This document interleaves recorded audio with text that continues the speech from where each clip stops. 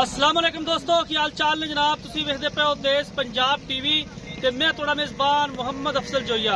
दोस्तों सब तो पहले अपने चैनल करो सब्सक्राइब, बेल का बटन दबाओ ताकि सारी लेटेस्ट और बेहतरीन वीडियो तुहाडे तक आसानी पहुंच सके और तुसी देखो सब तो पहले। दोस्तों डेली की निस्बत अज आरिफ वाला मंडी च मौजूद है।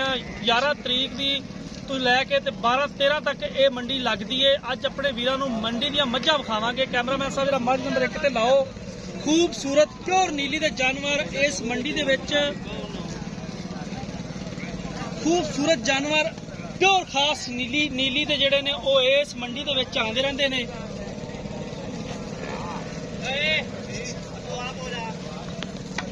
अच्छी नस्ल के जेड़े जानवर ने वो सिर्फ आरिफ वाला मंडी च पाए जाते हैं। पाई जी मझ कैमरे वाले वहांदा फिरदा है। किन्ने दिन सूई हो गया? दूसरा दिन है जी। दूसरा दिन। पिछे की है? कट्टी। पिछे कट्टी है। किन्ने दे पैसे ने? 8.5 लाख। 8.5 लाख रुपया। ज्यादा नहीं? मझ भी चंगी। मझ तो ढेर चंगी माशाल्लाह। सी कदों आखा माड़ी? चौल बड़ा चंगा मैनू लगा। दुध भी 22 देंदी जी। 22 इस टाइम देंदी पई है जी। ठीक हो गया। ए जेडी मझ नंबर 2 है जी, ये पहला मझ पहले ने जी। किन्नवा अपना किन्ना दुध थले इस टाइम? ये थले हैगा 16-17 किलो। 16-17 किलो पहले होते। कट्टी पिछे गल समझ नहीं आती पहले वाली इतना दुध माशाल्लाह। लेकिन हेलो मझ दे चड्डे खूबसूरत माशाल्लाह मझ माशाल्लाह पूरे कियां आरां वाली मझ है। पिछे भी कट्टी है। कट्टी ठीक होगा। चवाई साफ है। 16 ने इनका की मुल करना? ਇਹਦਾ 5.5 ਲੱਖ। 5.5 ਲੱਖ यानी कि हाई रेट ही रखा सारियां दा। ਮੱਝਾਂ ਵੀ ਚੰਗੀਆਂ ਨੇ ਆਪਣੀਆਂ ਖਾਸ ਨੀਲੀ ਦੀਆਂ ਮੱਝਾਂ। खास नीली दियां माशाल्लाह मज्जां ने आरिफ वाला मंडी ते आंदियां ने। इन्हां मज्जां दी खासियत ये ही है कि सिर्फ इन्हां दी दुध दी लिमिट ज्यादा हुंदी है।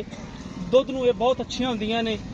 रावी दे गड़े नहीं दे ये नीली दियां ने। इसलिए इन्हां दा जेड़ा कद हुंदा है नीली दी मझ दा ओ दरमियाना ही हुंदा है। लेकिन मुੱਲ वाली गल है। लेकिन ये जी एक एक मझ ये दो मझां का काम करेगी। कैमरामैन साहब जरा मझ नंबर 2 दिखा दो, 3 दिखा दो। इनका की हिसाब है जी? ਇਹ ਵੀ ਪਹਿਲਾਂ ਨੇ ਜੀ। ये भी पहले ने ਮੂੰਹ ਦੋਂਦੀ दोंदी मुंह ਜੀ। इन्हें भी कट्टी कट्टी कट्टा है जी इहदे मगर। अच्छा इनका कितना दुध? ਇਹ ਮੱਝ ਸੀ ਹਲਕਾ ਨੇ 14 ਕਿਲੋ ਦੁੱਧ। 14 किलो जी। पक्का दुध। ਪੱਕਾ 14 ਕਿਲੋ। ਇੱਕ ਥਣ ਬੱਚੇ ਨੂੰ ਛੱਡ ਕੇ। एक थन बच्चे नु छड़ के माशाल्लाह ये प्योर खास नीली दा ब्लैक गोल्ड है जनाब। सारी ब्लैक मझ, किसी पासों छोटा जिहा दाग भी सफेद नहीं हैगा।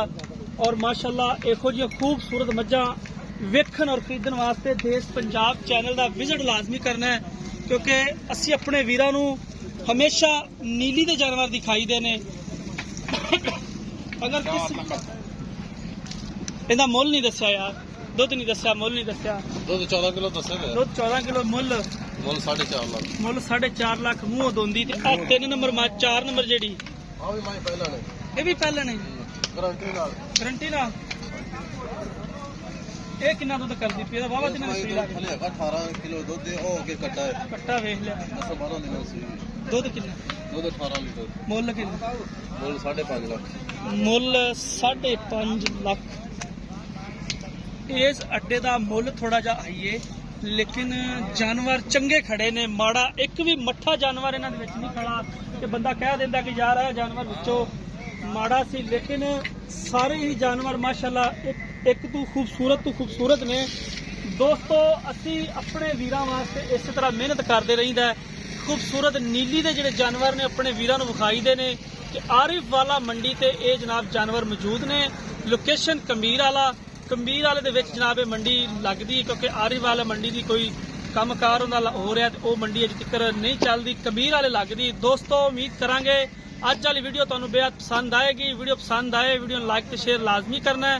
जिंदगी दे मिलांगे एक नई वीडियो दे नाल। अपने मेजबान अफजल जोइयन दिओ इजाजत। अल्लाह हाफिज़।